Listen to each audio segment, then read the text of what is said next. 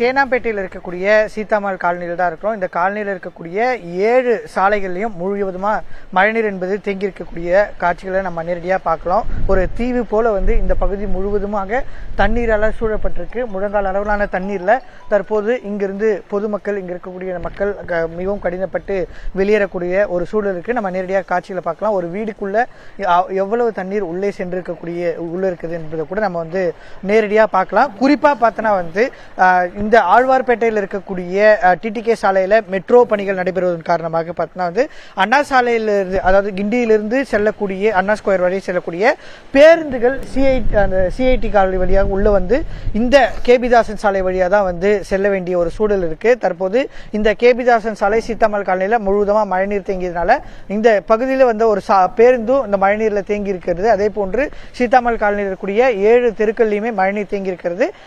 இங்கே மழைநீர் வடிகால்கள் அமைக்கப்பட்டிருந்தாலும் கூட இங்கு ஏற்பட்டிருக்கக்கூடிய அடைப்புகள் காரணமாக தண்ணீர் வெளியே செல்லவில்லை அப்படின்னு இந்த பகுதியில் இருக்கக்கூடிய மக்கள் குற்றம் சாட்டுறாங்க.